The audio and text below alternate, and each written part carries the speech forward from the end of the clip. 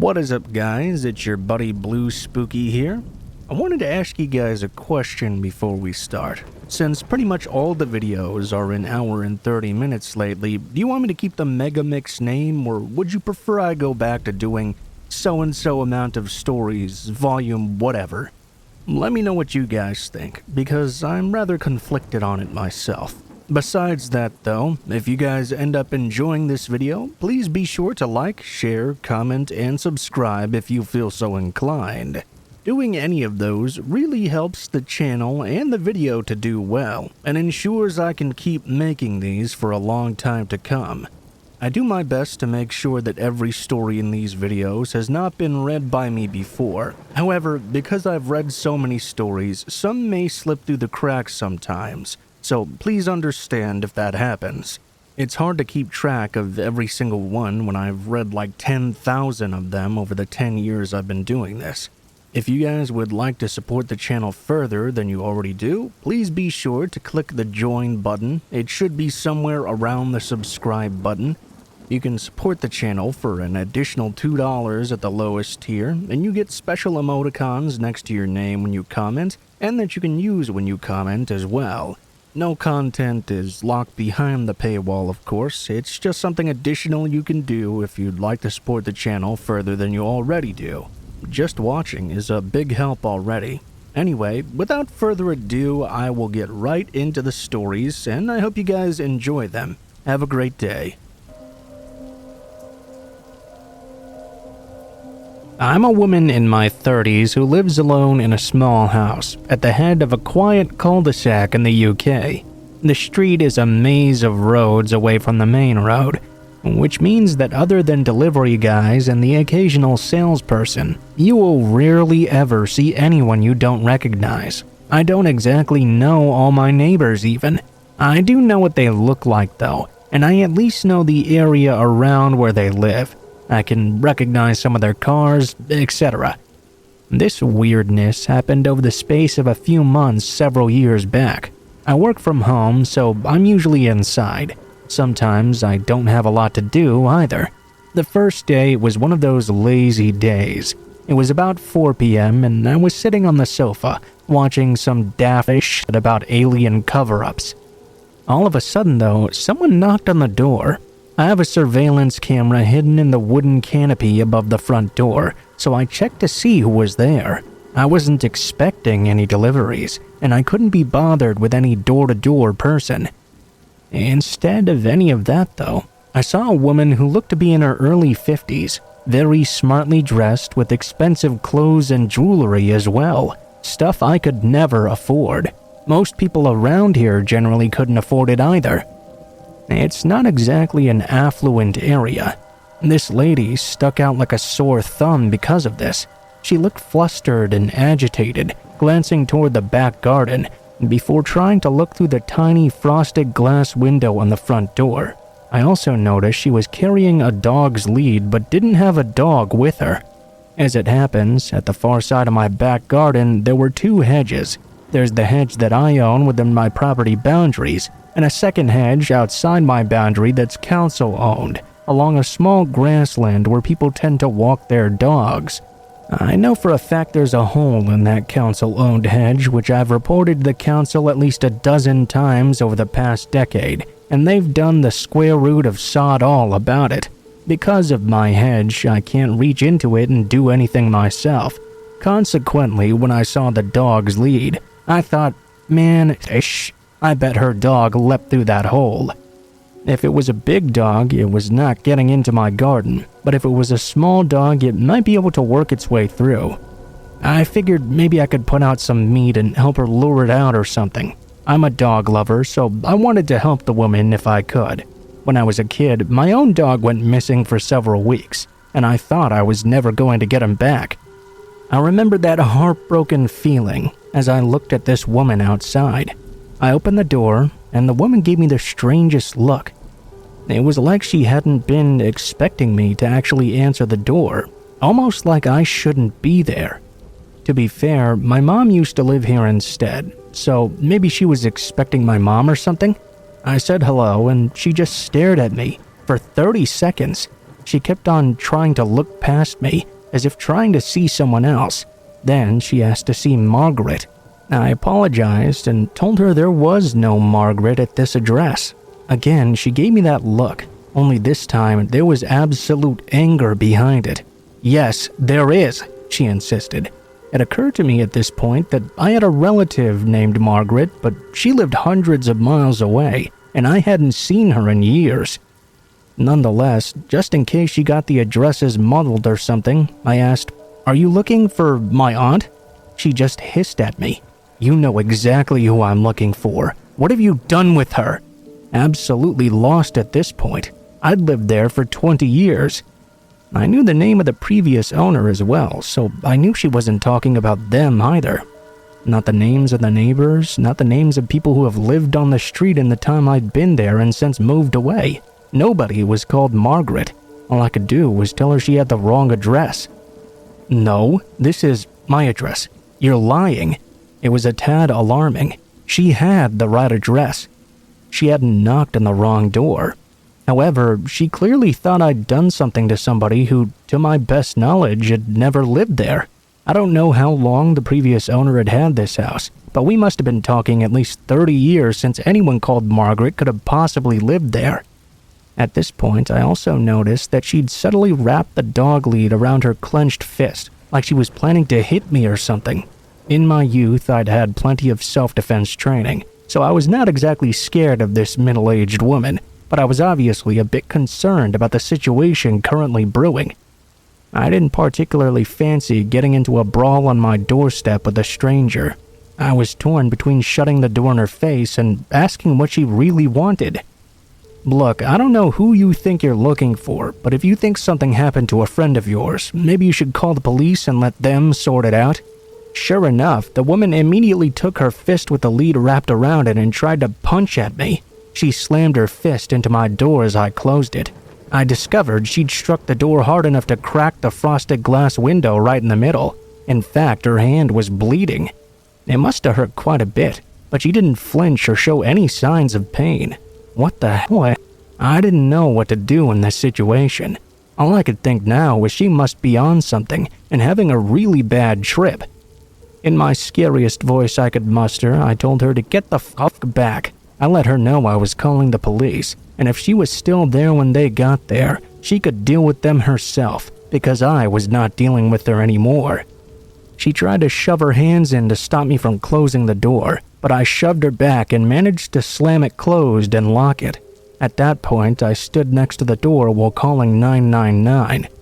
While I was waiting for the police to turn up, I watched her on the surveillance feed. She moved in and out of shot multiple times, presumably to check the back of the house. I could hear her calling out for this Margaret over and over. A few minutes before the police finally turned up, I saw her kick over my wheelie bins in a rage, and then the most chilling thing happened. She walked back to the front door and stared right up into the camera. The camera was pretty well hidden too.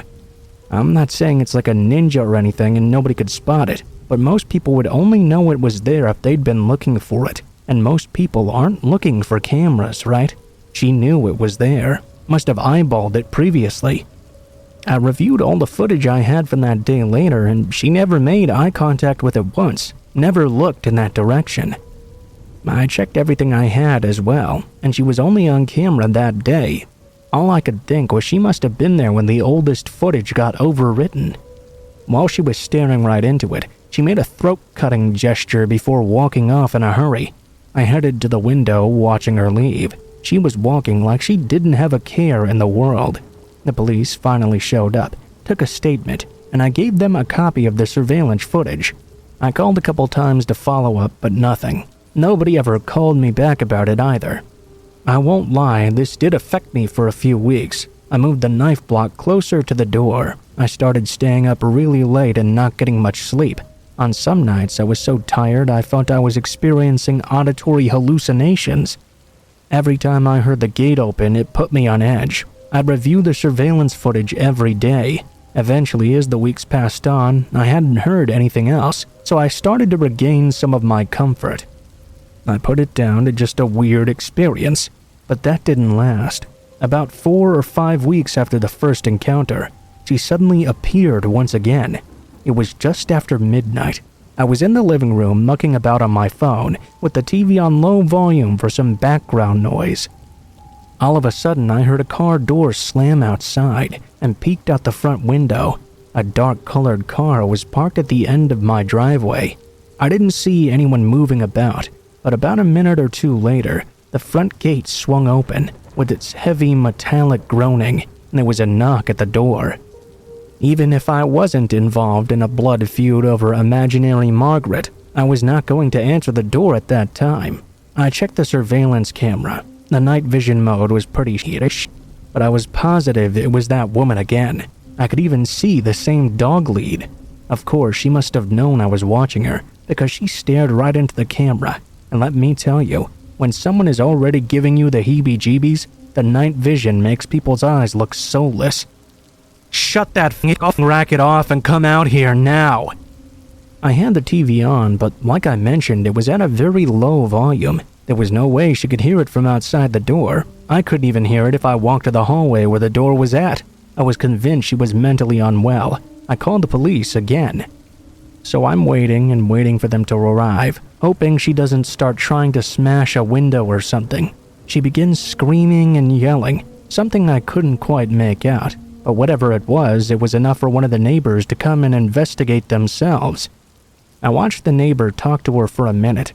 She was still angry about something, wagging her finger toward my front door, but my neighbor was eventually able to get her to leave. He even stuck around for a bit to make sure she was gone. Sadly, that also meant she'd gone before the police turned up again. Another statement, more nothing. I caught up with a neighbor the next day, and he apologized because it didn't occur to him to make a note of the plate. He told me she'd said much the same thing as she'd said to me previously, though. She wanted to know where Margaret was and what I'd done to her. I was grasping for answers at this point. Even if she was mentally unwell, the fact she was sticking so closely to this story and had the right address as well made me think there was something more to this than somebody just having a breakdown. Something clicked for me. Was Margaret her dog, maybe? Did she think I'd stolen her dog through the hole in the back or something? Did she think I'd hurt them? Is that what this was about? It would be another few weeks before she suddenly appeared again, this time at 3 a.m. I began to hear a light tapping on the bedroom window. I knew immediately it was her. I could hear her saying things, but I couldn't make them out through the muffled sound of the windows. It's like she didn't want the neighbor to come out again, so she was trying to be quiet. I jumped out of bed and put on my clothes as quickly as I could. I tried to follow her best I could as she moved around outside of the house from room to room, tapping and knocking on all the windows and muttering. I could hear her whispering a few coherent words like noise and racket. I'm pretty sure she kept calling me a bitch as well. I couldn't check the surveillance footage this time because she'd spray painted over the lens. She was staying out of sight of the front door as well. I thought about calling the police again, but it had proven a waste of time so far. I got the feeling if I called them a third time and she was already gone, they were going to start accusing me of wasting their time. Even if I did have the evidence, they'd not exactly been helpful so far. In the end, I waited by the front door and listened for her footsteps. Eventually, she knocked on it while I was standing in front. "Is Margaret your dog or something?" I called out. Dead silence. Nothing. I couldn't see anything because it was so dark. I had no idea where she was, and I didn't want to turn the lights on. I ended up standing there for who knows how long, at least an hour before the sun started to come up. My heart was going a mile a minute. Once it was bright enough, I started checking all the windows to see if I could see her anywhere. Nothing. I tentatively opened the front door and looked outside. I still couldn't see her. I grabbed something to arm myself with just in case. I can't even remember what now. I checked all around my house and the back garden. Nowhere to be found. As I was heading back to the front door, I spotted the oddest thing. The gate was closed. The gate that was physically attached to the side of my house. When it opened and closed, it made a fair bit of noise. You'd definitely hear it if someone opened or closed it when you were standing next to the front door. So what did that mean? Did she jump over it somehow? It's possible, I guess, but I wouldn't want to try it. Anyway, I opened the gate and headed out to the end of the driveway. I looked around, no signs of her still. I turned back to the house, only to see she'd spray-painted "liar" on the front and left the dog lead on the floor beneath it. That was thankfully the last time I heard of or saw this woman, but I still think she comes by sometimes. Ever since this all happened, I get these creeped out feelings occasionally at night and check out the windows. I don't know whether I'm imagining it or not, but every now and again too, I see that dark-colored car out on the street as well. Not parked right at the end of my driveway, mind you, but I can't shake the feeling she's there watching my house. Perhaps she really was looking for her dog and keeps thinking she'll see me with it. I have no idea what to make of all this.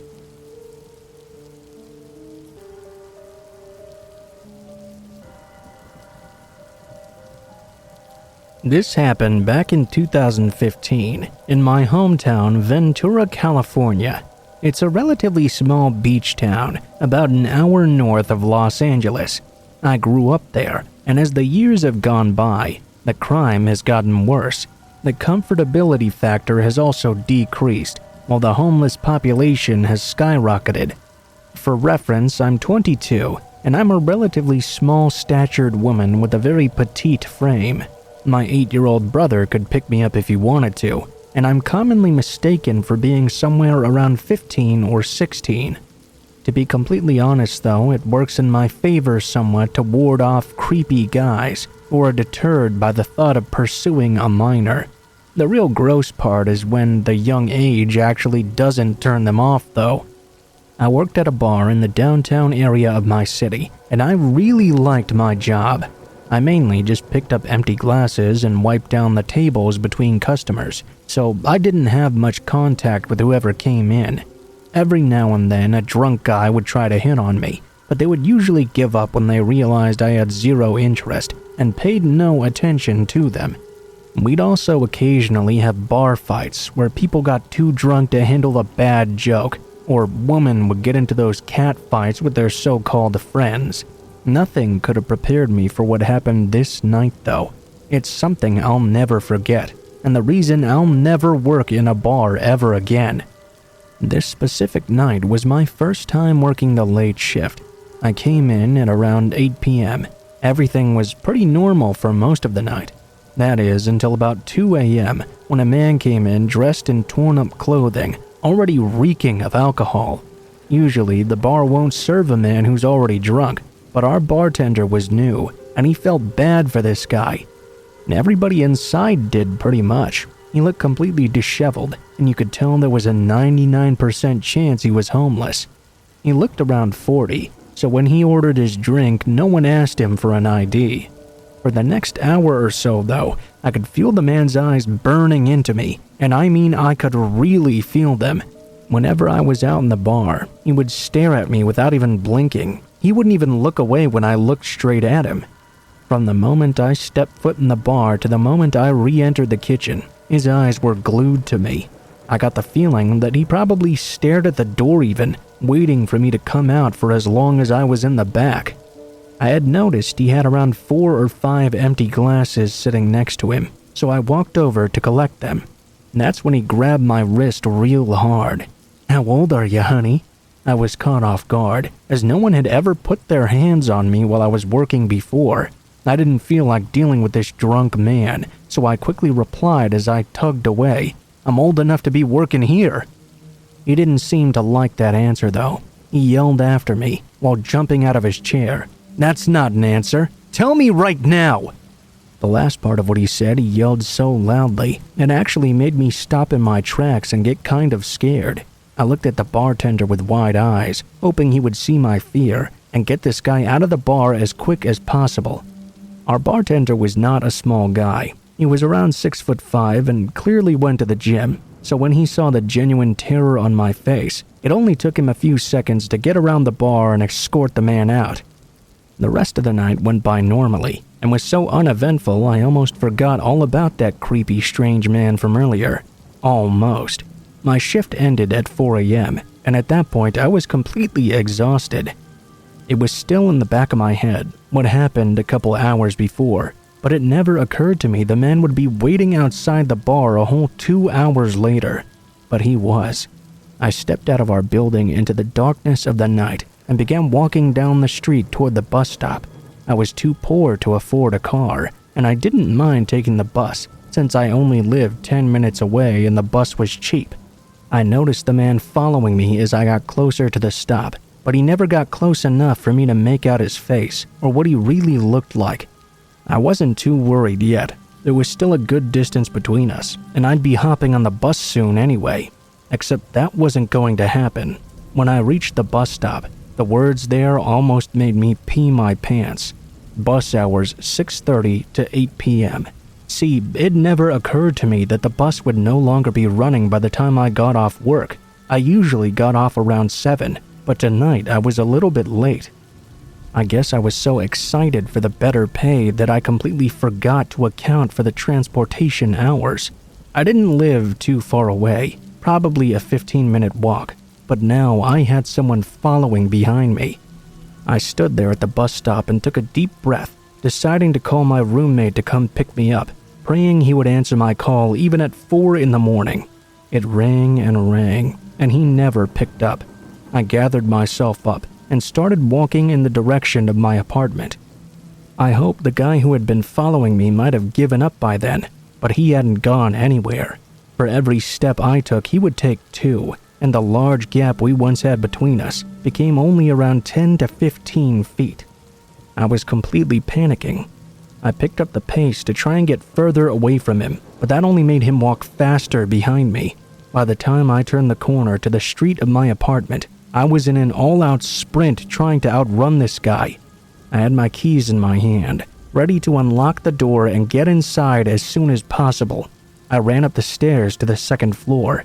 I could hear footsteps pounding up the steps behind me. I shoved my keys in the lock so fast, and within seconds I was inside with the door locked behind me. I was out of breath and in pure shock as to what was happening. I heard a loud thud against my door as it vibrated. I quickly realized it was the impact of the man charging at my door with full force. Around 5 minutes of silence later, which felt like forever, I decided to look out the peephole to see if he was still there. I let out a scream of terror when I saw who it was. It was the man who'd grabbed me earlier at the bar, standing in front of the door completely still, staring in through the peephole and staring at me. He had this scary smirk on his face too, as he stood there completely still, making no sound at all. I ran to my roommate's room to wake him up, to maybe deal with the guy, even just to make it so I didn't have to be alone right now. But when I opened the door, he was not there. I sunk to the floor in defeat and started to cry and shake from all the emotions I was feeling. That's when I began to hear scratching coming from the door. It lasted for what seemed like hours. I reached into my bag to grab my phone to call the police, but it wasn't there. My heart sank again. I realized it must have fallen out while I was running for my life away from this insane man. I'd never wanted a landline so much as in that moment of my life. At this point, though, there was nothing that could be done. I was not moving from that spot until my roommate came back, and I knew this man was gone. Sometime during the morning, I must have fallen asleep finally, because I was woken up by my roommate shaking me awake, asking what happened and why I was sleeping on the floor. I explained everything to him, and when I was finished, he looked at me with wide eyes and told me there was something on the door I needed to see. Carved into the door's wood, with what I assume was a knife, was something that still scares me to this day. We called the police, but they said there wasn't much they could do because there was no way of knowing the man's identity. A basic description of a homeless man wasn't enough to go off of. They even had the audacity to tell us to just move if we were that worried about it. It's insane how incredibly unhelpful they were. I never did find my phone, and I quit my job at the bar that same day. They're obviously aware of his likeness now, and I hope they know to call the police if that man ever appears at the bar again. I never went back to that particular bar.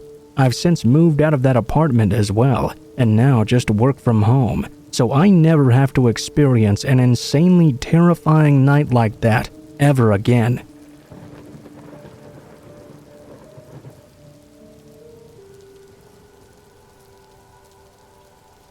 For context, I'm a tiny 24-year-old woman, and I live with my boyfriend in a very small apartment complex, maybe about 30 units. It's a pretty safe town, too.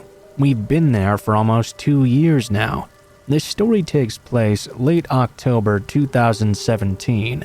Also important, my designated parking space is the farthest from the entrance of our complex, and it borders the back gravel lot, which is for visitors or residents who don't have a designated space.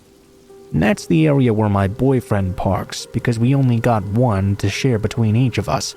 The back lot is to the left of my space, and the space to the right of me is a vacant/unassigned one, and has been for over a year. A few months before this story takes place, a white van had periodically been parking in that vacant space to the right of me. It was never consistent, though. They would usually park in the back lot, or in one of the 4 marked visitor spaces instead. It had become increasingly frequent, though, that they would park right next to me, even when there were closer spots that were also vacant. It was a Sunday, I believe, and I'd just gotten home from getting my hair cut.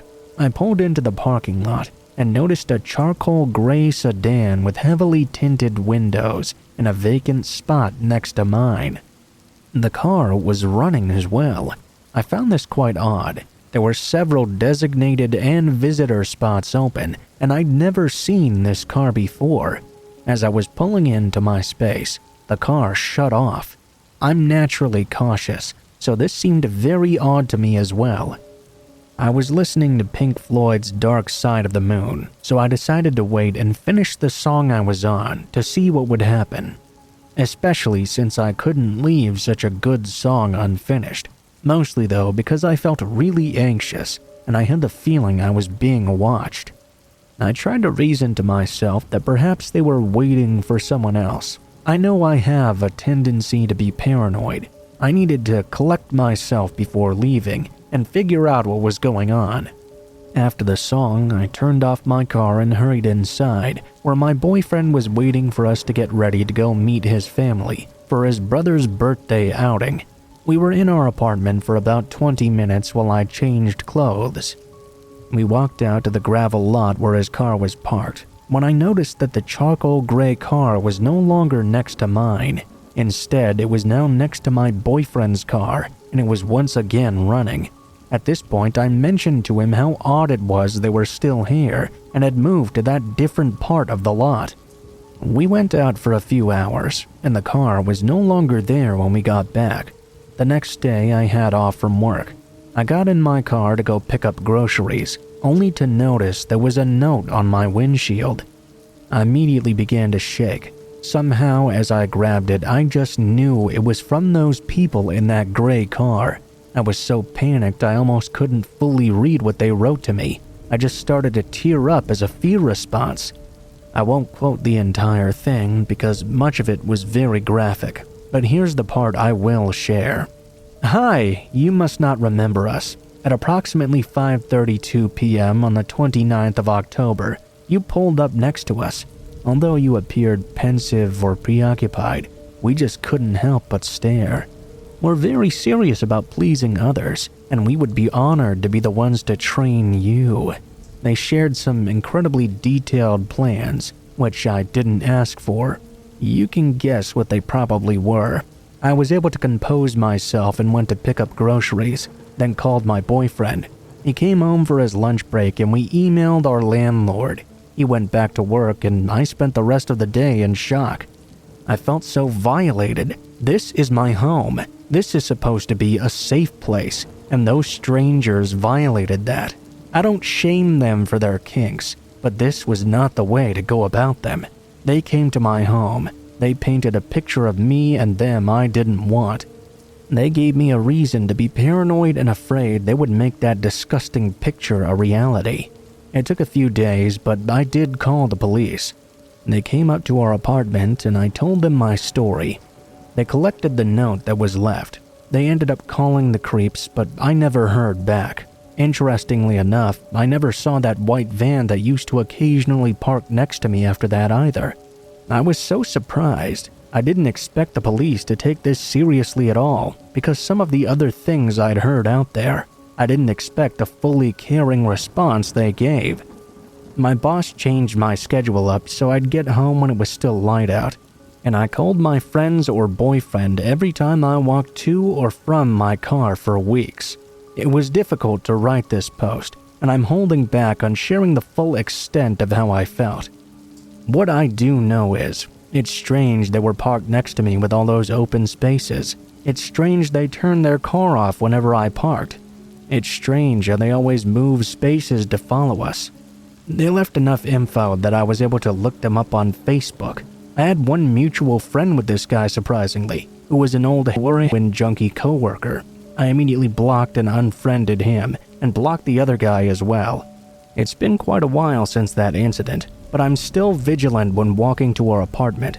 The most unnerving part, aside from the graphic plan, is the fact that while I was still composing myself in the car, they must have seen that. They made it very known they were approaching me, and that they knew it made me scared. I'm glad I sought help, though.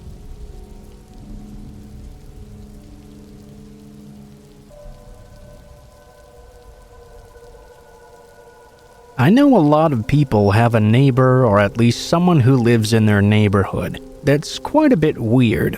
When I was growing up, there was this one guy who lived down the block that just always gave me the creeps. The kids all had their stories about him.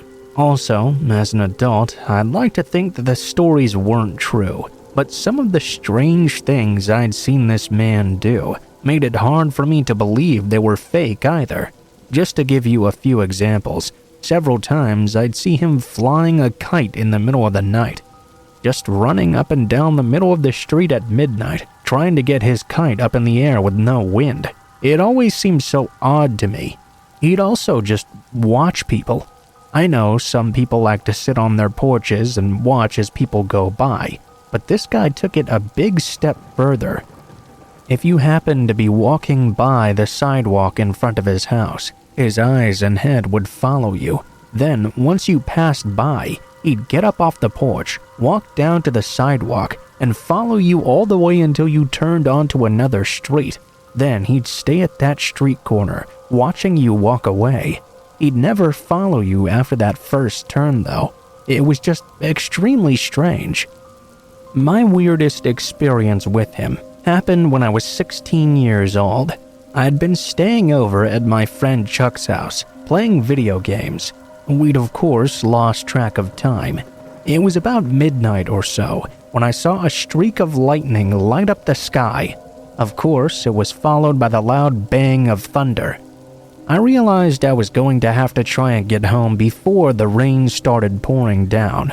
My parents had long since gone to bed. My friend's parents weren't exactly too keen on others spending the night there either. It wasn't too long after I'd set out on my way that it began raining too. It was light at first, just enough to make me worry. But then it began raining harder and harder. I decided that if I continued like this, I was going to get soaked and maybe even end up sick at the end of the day. I might as well try to not let it bother me though. It's not like I could turn around and go back. Of course, on the way there, I walked by that strange old man's house like usual. To my surprise, he was actually sitting on the porch, even though it was so late, and pouring like hell. Like usual, he never took his eyes off me while I walked by, but he did surprise me when he jumped off his porch without an umbrella or anything, and began following me through the pouring rain. I was already on edge about the storm, and this was just making it so much worse. I tried to ignore his presence behind me, and figured that once I turned the street he would stop following me like always. The anxiety caused by the loud and booming lightning, though, really didn't lend itself to me feeling relaxed at all. I turned down my street, and after going a little ways down, I snuck a peek back over my shoulder. I was extremely surprised to see that the man was still following me down my own street. From there, I started running, and I didn't look back again. I just wanted to get to my house and out of the rain and away from this strange man. The problem with running in the rain, however, is of course that the ground is very slippery. I tried to cut through my yard, but I slipped on some mud and went crashing head first into the ground. I groaned for a moment, and that groan quickly became a cry when I felt the hands of the man grab me from behind. He flipped me over onto my back and began punching me in the face hard.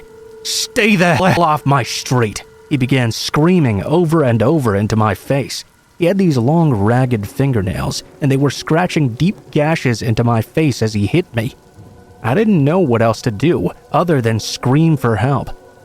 I don't know if it was my screams or the cracks of thunder that woke my father up, but he rushed out of the house, saw what was going on, and ran to grab the guy off me.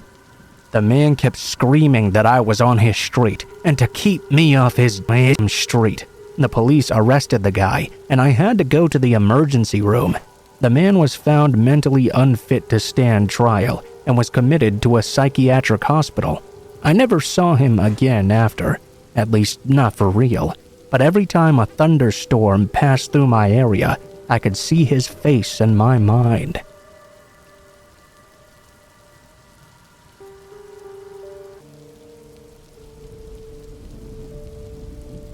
I won't lie, I got caught up in the romance of everything. I've been single too long, and because of that, my barriers were down. This guy said all the right things, and the roses certainly didn't hurt his case. I fell in love with the idea of a mysterious and handsome stranger wanting me and only me. Had everything stopped right there, I would have been disappointed, but at least I'd be left with the beautiful fantasy of it all. Things did not stop there, though. I allowed myself to hope that me and this stranger could be together one day. Until then, I'd write to him about all the plans I had for myself after the restrictions were lifted. He was tolerant of this initially, but his letters soon became more and more demanding. Who I could see, where I could go.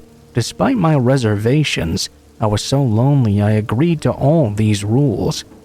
After all, he was just looking out for my best interests, I guess, and it was just all make-believe anyway, right? Our correspondence continued, and when talk of restrictions being lifted came to light, I was contacted by my former boss and asked to return to work. I readily accepted and wrote my admirer to share the good news. To my surprise, he was anything but pleased, though. According to him, this was a violation of our agreement. I was confused. How did he expect me to survive then? All the benefits I'd been receiving because of it would soon end, and I had no other choice but to wait tables again. My reasoning, though, no matter how logical it was, fell on deaf ears. I only got curses and foul name-calling in return. This was a crossroads in the relationship, and for me, there was only one way to go. As the opening of public spaces got closer, I chose to end things with this secret admirer. It had been a fun time, but it was time to drop the fantasy. No matter how awful that made me feel, it was the right thing to do. I was not a kept woman, nor would I be if possible. No man, regardless of how much I loved them, was going to make that sort of ridiculous demand of me, not being able to work. Agreeing to superficial things while everyone was trapped inside their homes was one thing, but this was just ridiculous. I wrote this all down in a letter as nicely as I could and sent it out to my admirer. It didn't take long to receive his reply. I hadn't expected him to be happy, of course, but what he wrote shocked me to my core. Things had moved way past petty name-calling and minor curses. He began threatening me, not just me, but my family too. He included actual information about my parents that terrified me. Their addresses, their phone numbers, their jobs, everything. If he thought this would change my mind, though, he was very wrong. All he managed to do was make me extremely angry. With all the letters in hand, I filed a report with the police.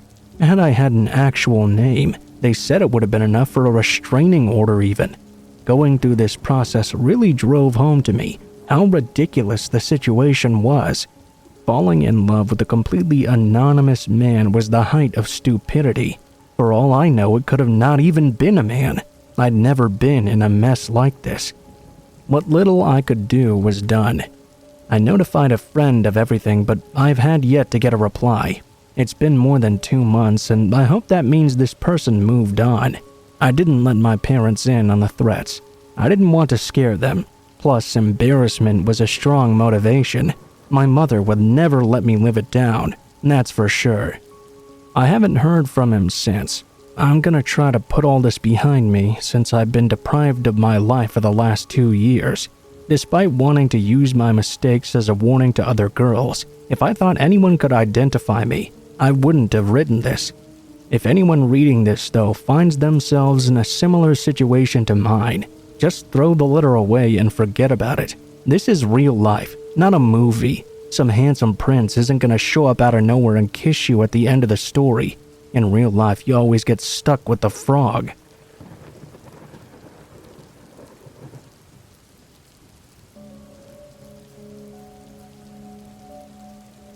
I grew up out in the country. My family was from a really low-income area, and most of us were on welfare. We had food stamps too. Even when I was young, so many of my relatives were always not working.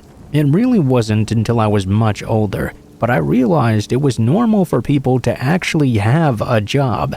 The world's a much different place now. I started chewing tobacco and even drinking beer around the age of 14. It didn't seem that weird to me because everyone else was doing it too. I also started hanging out at my friends' houses and doing the same there. A lot of times I hung out at my friend Brandon's house. He lived out on the same ridge as I did. My mom had given me a ride to his place on this particular night, but it wasn't unusual for me to walk back and forth. It was easily a 5-mile walk through the hills, along a gravel road. I'd walked it both in the day and in the night. This happened on a night where me and my buddies were all hanging out at Brandon's house in his basement, drinking beer and playing video games. Of course, back then it was the Atari 2600. I actually ended up getting pretty drunk that night, and that was my downfall. Actually, normally I would get drunk, pass out, and then go home the next day. But on this night, me and Brandon got into a stupid drunken fight. I got angry at him and stormed out of his house at 2 a.m. Being drunk, I stayed angry for quite a while as well. By the time I'd finally begun to get over it though, I was too embarrassed to just go back to his house. I decided the best thing to do was continue walking home. It was a pretty hot summer night. Thank God the wind was blowing really hard. It probably kept me from working up too much of sweat and overheating that night. It might have been the alcohol or something, but I was getting a bit nervous for some reason as I was walking home. It was a really creepy night, like something from a movie. The sky was overcast, but there was a full moon, and the clouds were moving fast. They'd cover and uncover the moon quickly. Most houses on the ridge were set on the hills. They were all dark when I came by them. There were also some older abandoned small buildings closer to the road. If you've ever driven down an old country road, you've probably seen a rather degraded small building. I was approaching one of them. It was a few yards off the road, a building I'd seen and passed by many times without incident. Only this time there was something different. There was a light on inside it. I had just seen the light on in the house, and it made me extremely apprehensive as I was walking down the road. If someone was inside doing something in that house, they were close enough by the road to see me walking by. It was near 3 a.m. by that time. I couldn't imagine what they were doing in this abandoned building in the middle of the country. I couldn't imagine it was anything good either. I tried to walk further to the far side of the road and did my best to hide away in the darkness, walking quietly past the building. I really didn't want to get the attention of the person in that shack. I was quite curious about what may have been going on inside though. As the shack got closer and closer, I still couldn't make out anyone inside the building from where I was. I'd actually walked off the side of the road now, into the grass to slightly conceal myself. I kept on glancing, passing by. I saw movement in the building. I was about to get a closer look when I heard the most horrifying and blood-curdling scream I'd ever heard in my entire life. It nearly knocked me off my feet in surprise. Then I saw two of the biggest, scariest-looking country boys I'd ever seen. They passed by the window, and I thought I saw one of them look out at me. I wasn't sure if he'd actually seen me, though. I just ran and took off down the street. I had never been so scared in my life. I couldn't look back because I knew if I did, I would see those guys running right after me. I just kept running until my sides began cramping. I kept running until my feet hurt, and I still kept running. I ran until I made it home and immediately threw up in the yard. I don't know what I witnessed that night. I don't want to know. I never walked past that building again at night. I did walk past it during the day. Several times I wanted to go inside and see if anything was still in there, but I never did. I was too scared and horrified of what I might find.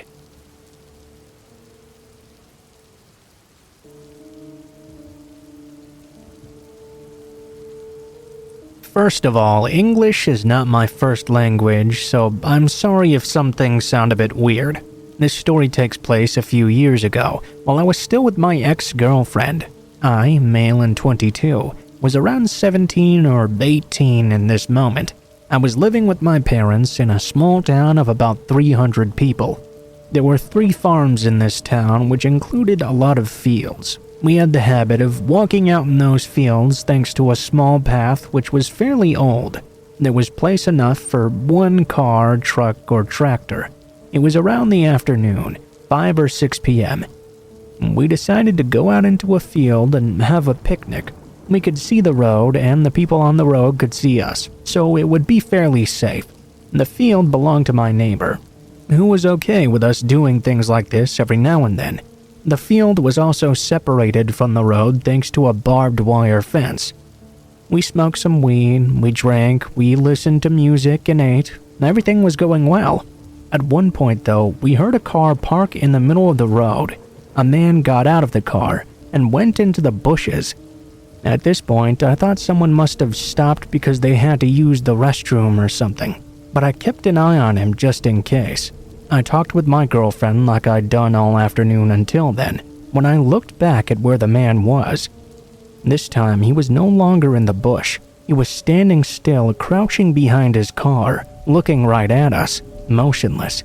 I didn't say anything. I looked back at my girlfriend. I was feeling unnerved. I gave another quick look, only to see the man had now moved to the other end of his car and was doing the same thing. No motion, just looking at us crouching behind it. The process repeated 2 or 3 times, with him moving all around his car.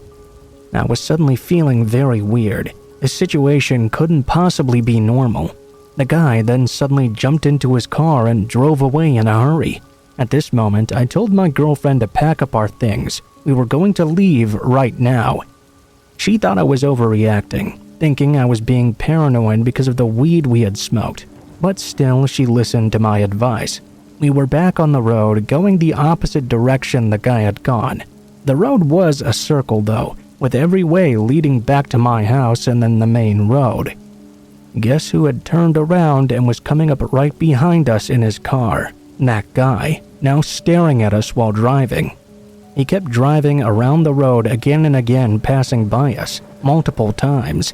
At this moment, my girlfriend told me I was right. We took his plate and tried to call my parents, but no one was answering. The last time the guy passed us by, I could clearly see something was now in his passenger seat, but I couldn't tell what. All of a sudden, my neighbor came up right behind him with his truck. I stopped my neighbor and told her what was going on. She told us to jump inside, and we went back to my parents' home. My dad is a cop, so I told him the plate number, and he looked into it.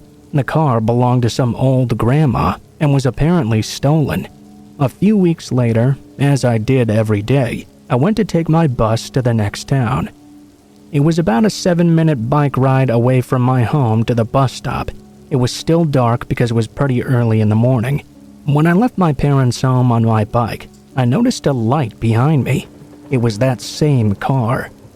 I don't know how he knew this was my route. Maybe it was pure bad luck on my part, but I'm 100% sure it was him.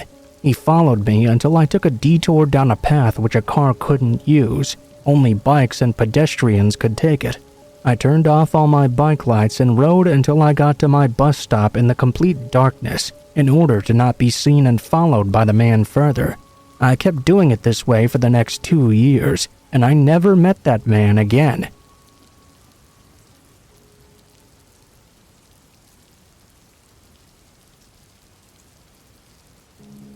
This happened around 10 years ago in 2008 or 2009. I was visiting my grandmother in a rural section of the Ozarks, near a small town with a hilarious name where I went to high school. I was very familiar with the area, and when visiting my grandmother, I would often walk into town, taking backwood trails until I reached the main road into town.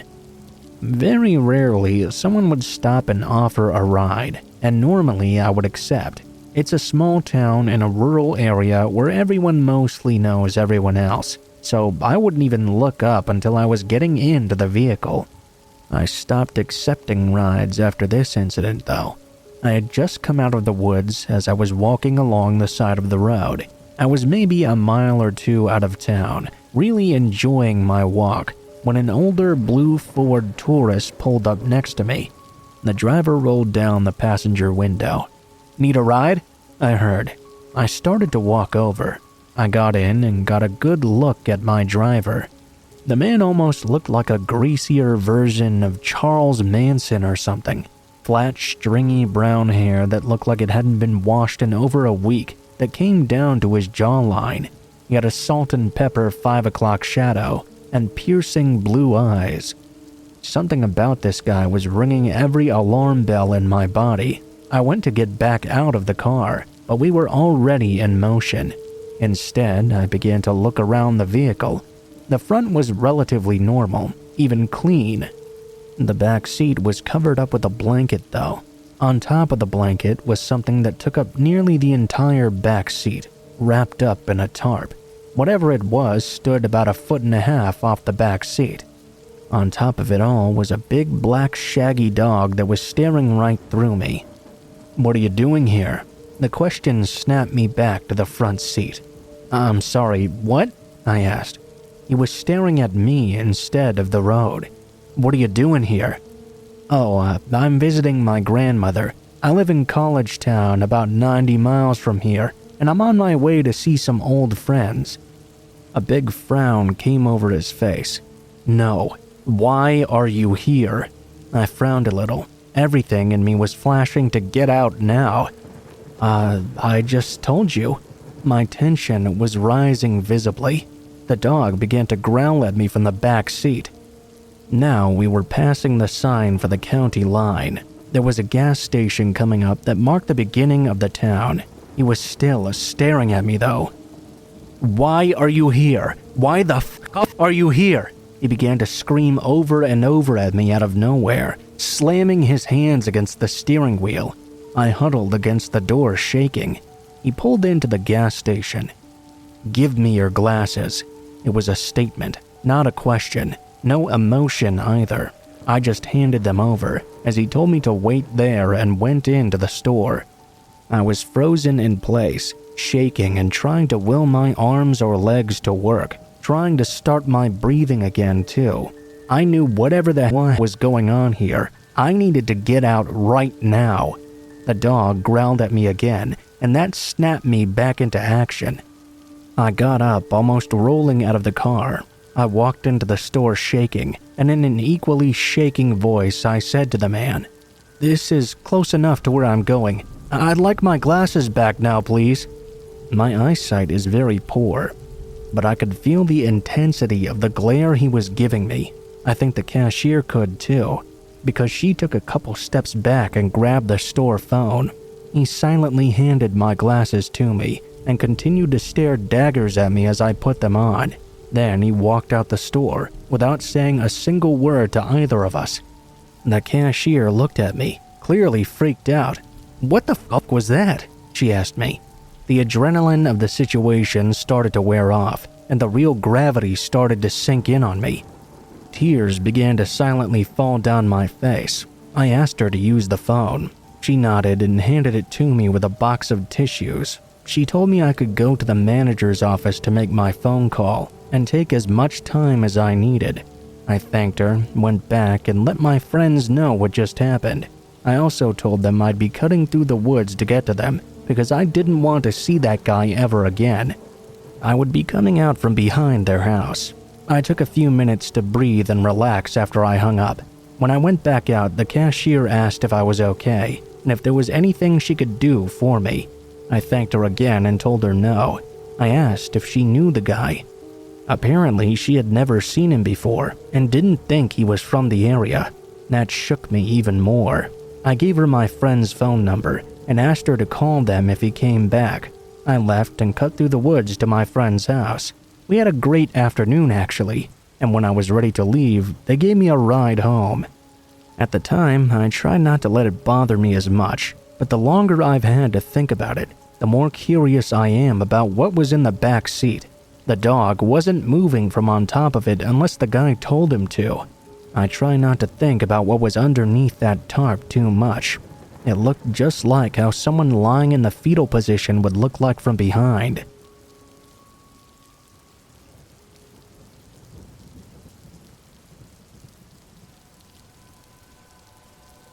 I don't know exactly why it is, but it seems that people are much more likely to order delivery pizza when it's stormy outside. Snowstorms, thunderstorms, it doesn't really matter. I often joke that they make bets to see if the delivery drivers have a wreck or something in the bad weather. By far the weirdest delivery I ever had to make, though, happened during one of the nastiest thunderstorms I'd ever experienced. It was completely dark outside, except for when the white lightning lit up the entire sky. The outside winds had to be a good 40 miles per hour. At one point, I got an order for a pizza to be delivered to an address I had never been to before. I even remember the exact order to this day: 2 large half pepperoni, half mushrooms with black olives. When I walked out to my car with the box, the wind almost decided to take the pizza and deliver it for me. It was an extremely difficult drive. With the rain and the wind, the wipers were on full speed, and I still had nearly zero visibility. It took all my focus to keep driving straight. To make matters worse though, when I finally arrived at the address of the house was completely dark. Now, this story happened in the 80s, before everyone paid for their pizza online. I quickly expected it to be a prank. You know, call the pizza delivery driver to go out in nasty weather to a random address. As I pulled into the driveway, though, I noticed someone was out on the porch in the darkness, rocking back and forth in a rocking chair. I found this quite odd. I left my car lights on and stepped out of the car. I suppose the lights were a bad idea, really. I ran up onto the porch to get out of the rain. It was only as I was wiping the rain out of my eyes that I realized this was not a real person sitting in this rocking chair. It was like a Halloween dummy or some sort of crypt keeper looking character. There was only rocking because of the fierce winds. There was a sign tied to it that said to bring the pizza around back. I wasn't about to do that though. Instead, I walked over to the door and knocked on it. There was no answer, so I knocked again, louder this time. Still no answer. I was about to knock for a third and final time when out of the corner of my eye, I saw someone peek around the corner of the house. Come on, bring the pizza around back. They disappeared out of sight once again, behind the side of the house. There were no lights at all, other than from my car. I honestly stood there with a dumb look on my face before deciding what to do. Just as I was about to make a decision though, I saw a hand wrap around and tap on the side of the house. Looking back, they beckoned me to them. This was way too weird. It was like something right out of a horror film. I took the pizza and hurried back to my car. I slammed the door. Right when I began to pull out, 4 huge guys rushed out from the side of the house. "Hey, he's leaving!" one of them yelled. They came rushing towards the car. I was already in though, and this was not a horror movie, so I was able to start the car and pull away from them quite easily. I heard a crashing sound as I was leaving though. Something hit my back window and shattered it in. I put the pedal to the metal and got out of there as fast as I could. My initial thoughts had been that this was a prank. However, I thought differently when they broke my back window. I reported the event to the police. Apparently, an old senior couple was supposed to live in that house, but they were currently on vacation. The house had not been broken into either. I'll never really know what those guys were up to for sure, and maybe it's better that way.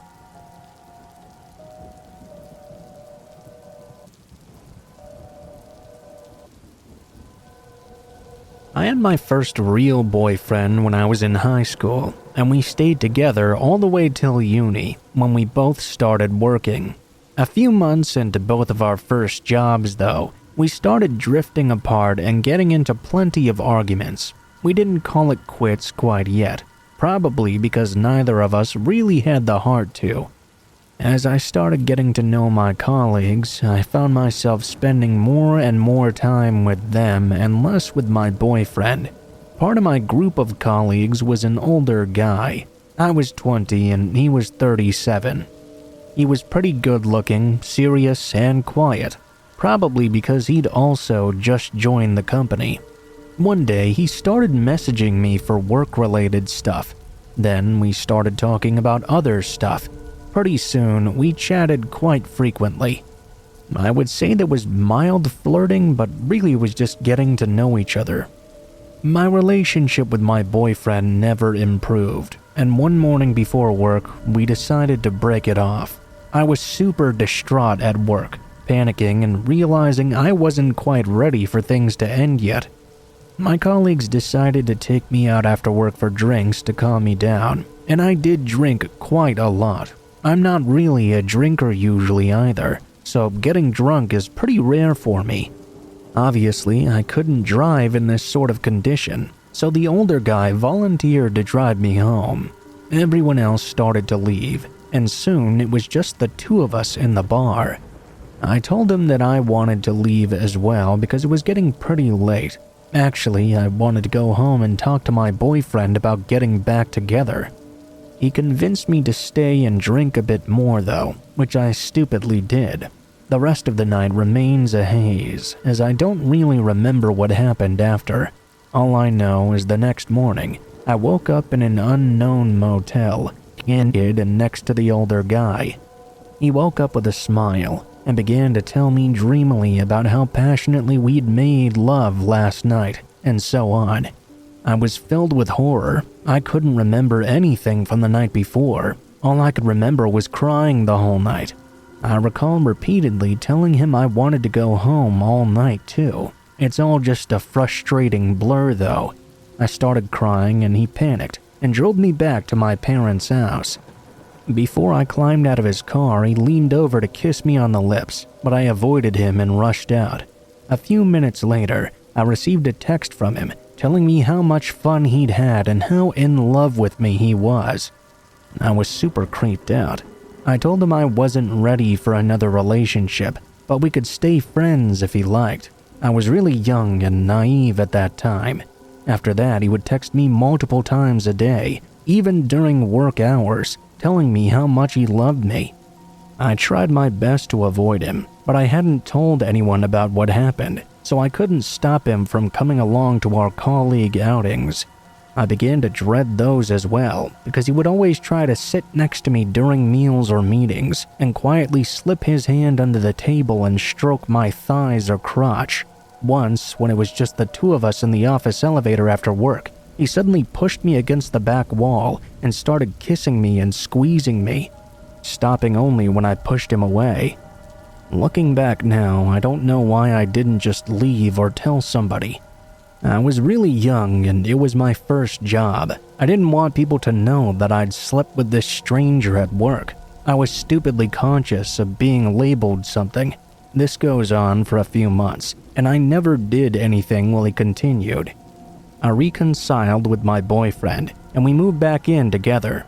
I never told him about the stuff with the older guy.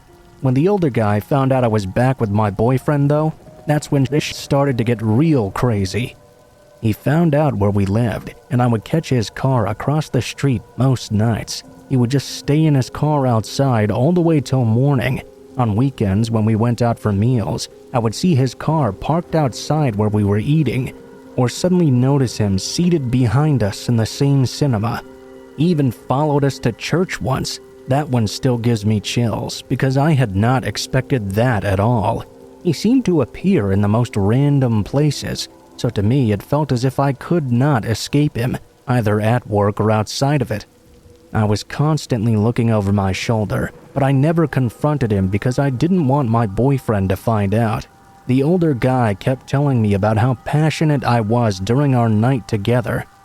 I became scared that maybe I really had acted that way. I didn't want my boyfriend to find out and leave me, although I was pretty sure I was too drunk to be anywhere near as enthusiastic as he described. His messages and phone calls became more frequent. I was so scared of the whole thing coming out in the open, I would reply to his texts and calls, which mainly consisted of him breaking down on the phone, demanding I leave my boyfriend. I found out a few weeks later I was pregnant with my boyfriend's child. Of course, we were happy and decided to have a small wedding. When the older guy found out, he became convinced the child was his, and he started cornering me at work. He told me he would marry me, and he was already planning to get a new home for us. He had the perfect name for our child, etc. The final straw was when he showed up suddenly at my front door with a ring, hysterical about marrying me. I was really scared, but I managed to put him off by telling him I really would think about it. The incident really freaked me out, so I decided to tell another male colleague about all of this. He went to talk with the older guy and threatened him to stop that bitch. I couldn't take the pressure of dealing with it though, so I decided to quit my job. That didn't stop him from still messaging me and showing up everywhere, including my home. Thankfully, we moved to a new place after our wedding. I took the opportunity to change my phone number as well. He resorted to emailing me poetry and long emails about wanting to get together, but I was so far removed from him now I could just ignore him. After a while, he seemed to finally give up. My male colleague later informed me the guy had decided to migrate to another country because he was so heartbroken. Not like I cared much. Life went on after that. I had my child, who I loved to death, and a fulfilling marriage with my boyfriend, now made husband. That was until I attended my former colleague's wedding, and there he was. I felt my heart drop to the floor, but tried not to show it because I had my husband and child with me. We were seated at the same table the whole night, and I caught him staring at me the entire time. The worst, though, was when I left to go to the bathroom and returned to see him cradling my baby in his arms. He had asked my husband if he could hold him and kept snuggling against my child. I quickly snatched him back away and told my husband I wanted to leave early. My husband did ask who the guy was, but I brushed him off by telling him it was some colleague I never really spoke to at work. Nothing happened after that, until I suddenly received a text message a few days later from a random number asking how I was doing. I asked who it was, and I got a reply telling me it was him. I ignored the message, and the next day changed my number again. I still received random emails and texts from him though for years. I've changed my number extremely frequently, but besides those messages, thankfully nothing else has happened. It's been a few years now since the very last one. I do get nightmares every once in a while of him suddenly appearing again. I get so paranoid about him showing up I check random cars while I'm out and about sometimes. The most recent thing I heard about him was when my male colleague messaged me a few months ago to let me know that the guy had been scrounging around trying to ask if there was still a chance of us getting back together again. I wish I could somehow erase that nightmarish year out of my life, but what's done is done, so I hope he just stays away forever.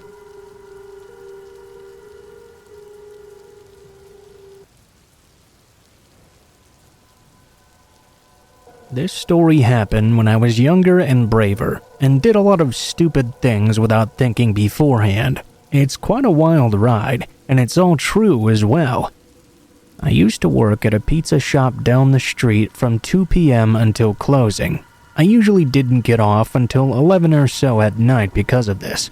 I did have a car, but it was close enough to walk, so I mostly did that to save gas. This particular night, I was doing my usual thing, jamming to one of my playlists and very tired. I was happy to have such a good job though, and generally happy with the way my life was going. Up ahead, about a block or so from my place, I saw a pretty attractive guy in dark clothing walking around. Not with much purpose really. He was taller than me, about 5'10" to 6 foot-ish or so, and had shaggy brown hair.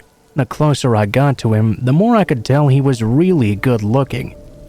Like even in the dark of night, I could feel myself blushing a little. His features kind of escape me now, but I do remember his hair and thick eyebrows.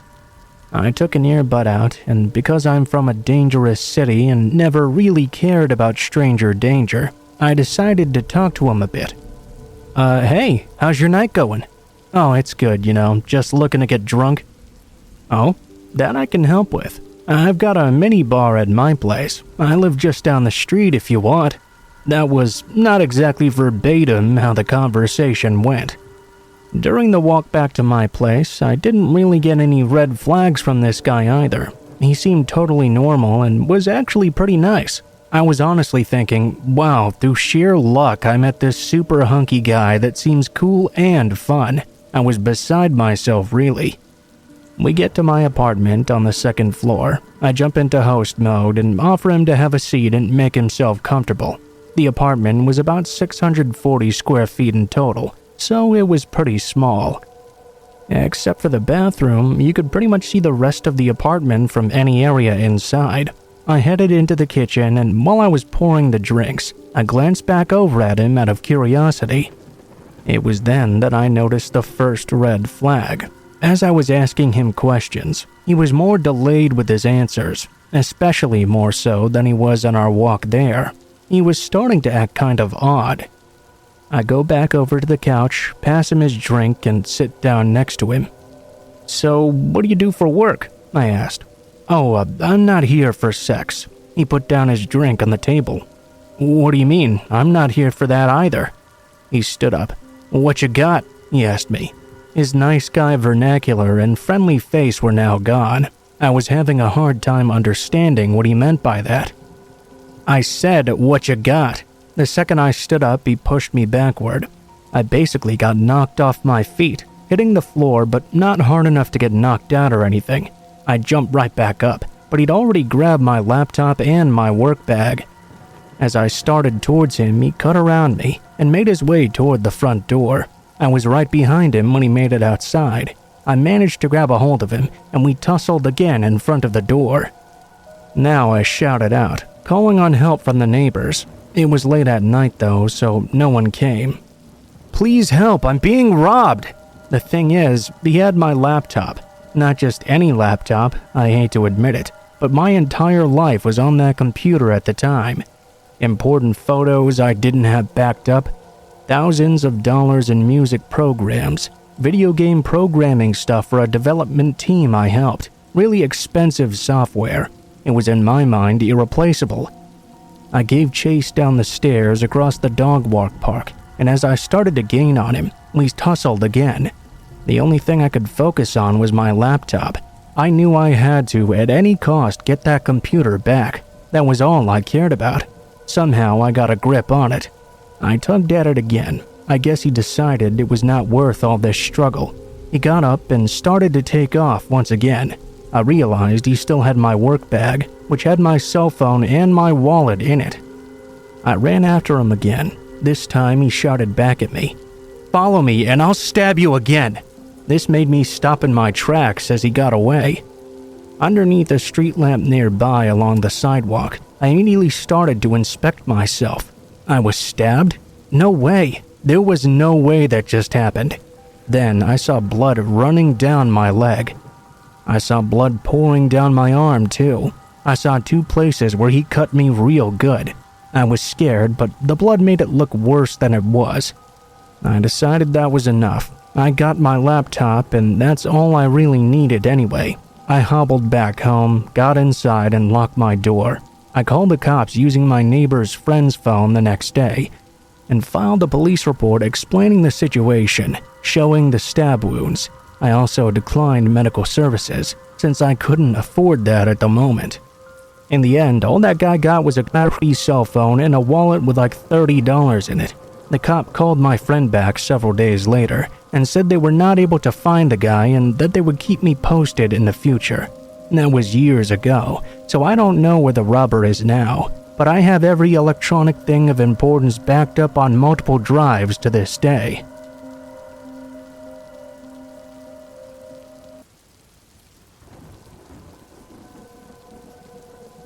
In high school, I took part in something I would live to greatly regret.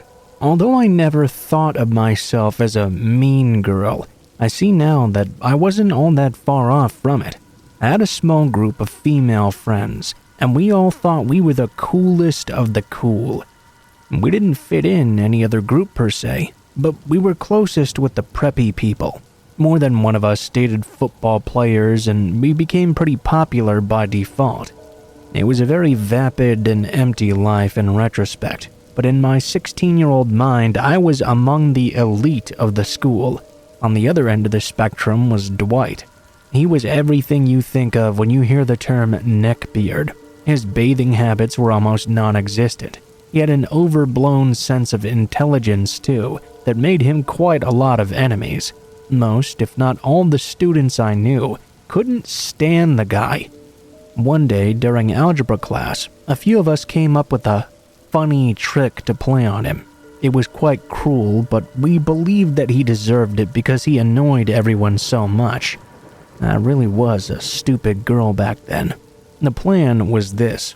We would write anonymous love letters and drop them off in Dwight's locker.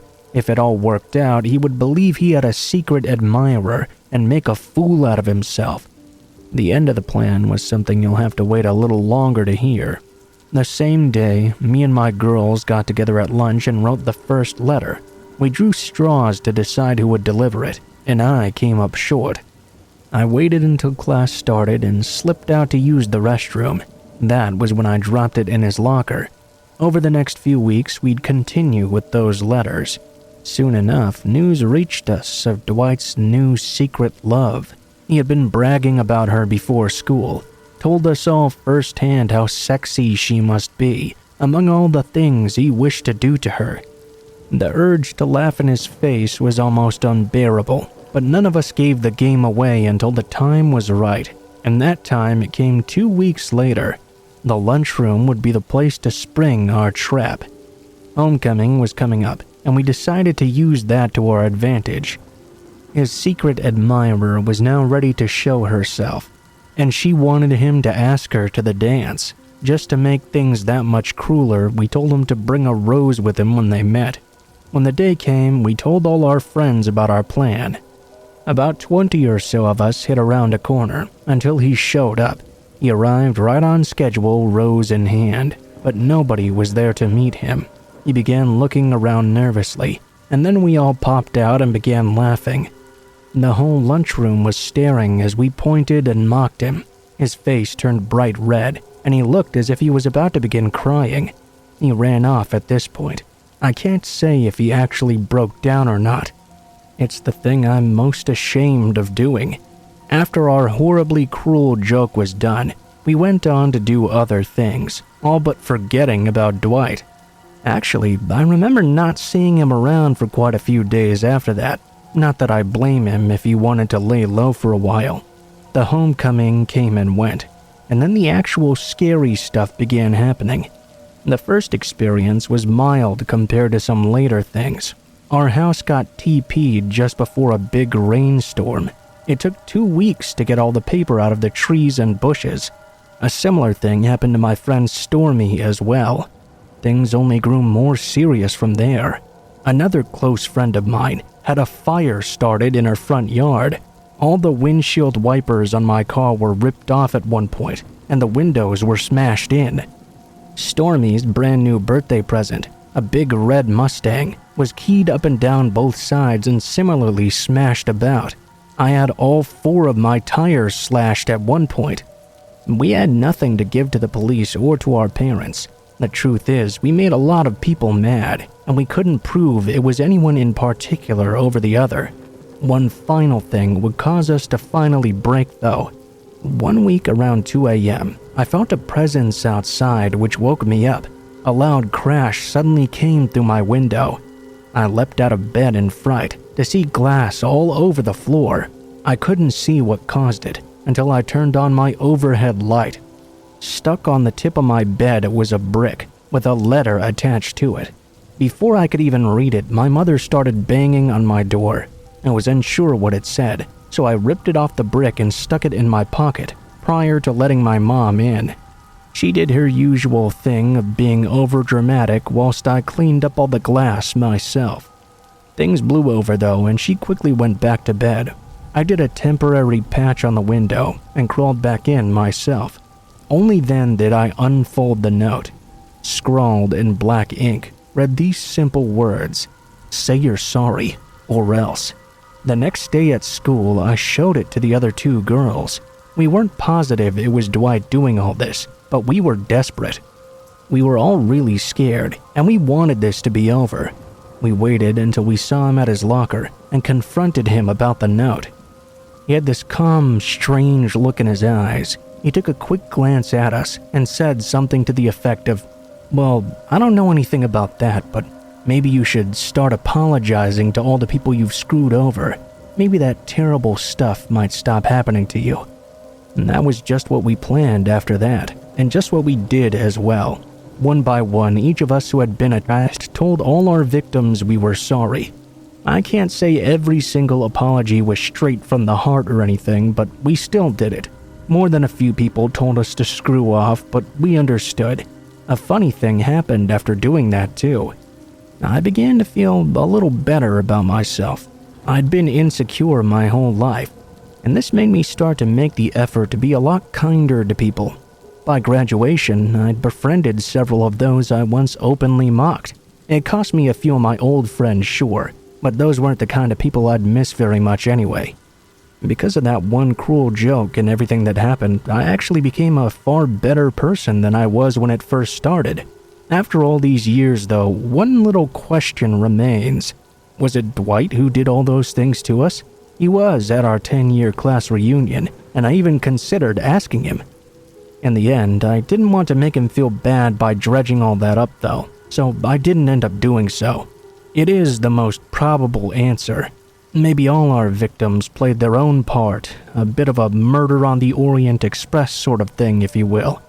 I was terrified, and I don't believe in using violence to get what you want, but I will say one thing. It was truly an effective style of revenge on anyone, and you don't want someone like that as your enemy.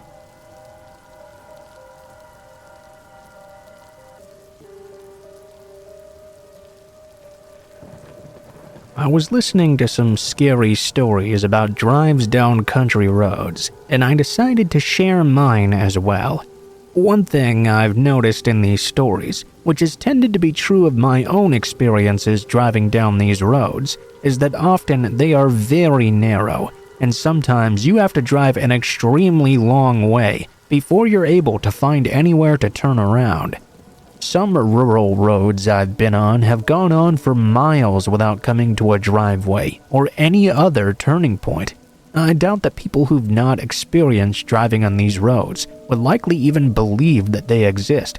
However, I've lived in areas where the dirt roads wind almost endlessly up into the hills. I had my own scary experience when I was just 13 years old. Yeah, I know what you're thinking right now. Why would a 13-year-old be driving a car in the first place? But where I grew up, that wasn't unusual. This was in the early 1970s. I'll tell you that my mom learned to drive when she was just 11. You weren't exactly going to come across police in waiting on these types of roads. So why did the driver's license even really matter, especially when there weren't going to be other people around on the road usually anyway? The police and everyone basically knew around here, but they weren't too likely to give you a ticket. Everyone was driving before they were old enough. When you turned off the main road onto the dirt road that led to my house, there was a really small convenience store there. My dad often sent me off to get some beer for him. Yeah, the store owner was also my aunt, and she knew I was getting it for my dad, so she always gave me the beer. I picked up the beer pretty quickly. I think my dad was probably pretty drunk as it was though. I thought I'd take the car and go driving a little while myself, so I drove out onto the main road for a while. Then I turned off onto a country road I'd never been on before. It was pretty fun for me to do this, find new places and explore areas I'd never been to. I thought the country road I lived on was small, but this one was barely large enough to fit the car on the road. The woods were really thick all around, and the further I went down this road, the more and more the road seemed to narrow. It seemed like the trees were almost converging onto the road, and more than once near the ending, a branch from a tree scraped against the window of my car as I drove along. This was extremely frustrating. I had to drive very slowly because of all the twists and turns in it. What the hell was I even supposed to do if another car came down the road? There was barely enough room to fit on the road, let alone room to turn. I had this horrible thought as well, that perhaps this road didn't lead anywhere at all. What would I do if it dead-ended? What if it used to lead to somewhere, but the forest had long since overgrown it? Worst of all, what if it led to somewhere that someone didn't want me to be? My dad had always told me that deep out in these hills, there were people you never wanted to meet up with. I didn't come across any other cars, but I did eventually come to a driveway. The problem, however, was that this driveway was gated off. I didn't see a house anywhere around either.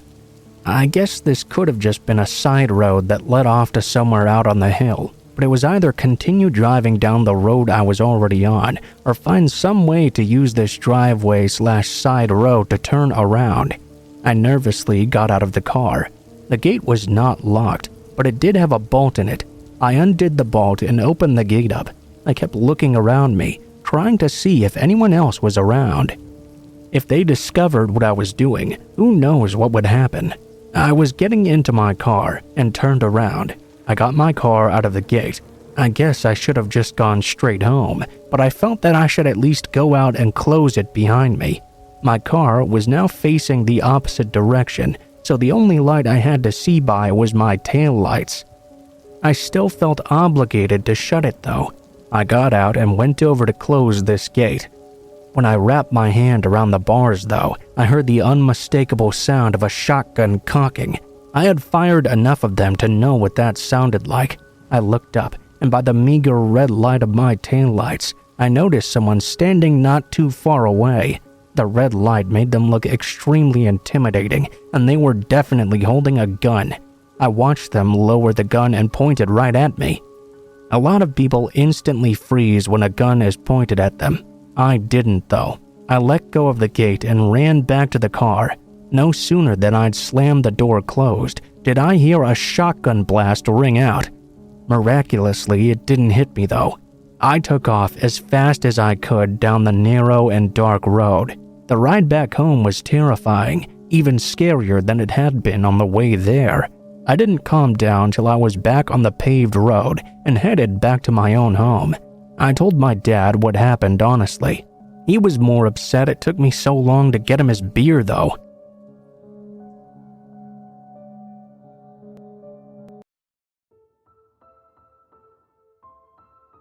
What is up guys, Blue Spooky here. Thank you guys so much for watching, especially if you made it this far to the end of the video. If you liked the video, please be sure to like, share, comment, and subscribe if you feel so inclined. If you have any feedback for me as well, be sure to leave that in comments below the video. If you guys have a story you'd like to send in, or if you'd like to contact me for any reasons, there will be links to my social media in the description below the video, including my Facebook, Gmail, and Twitter accounts. Go ahead and send me a message on any of those, and I'll try to get to you as soon as possible.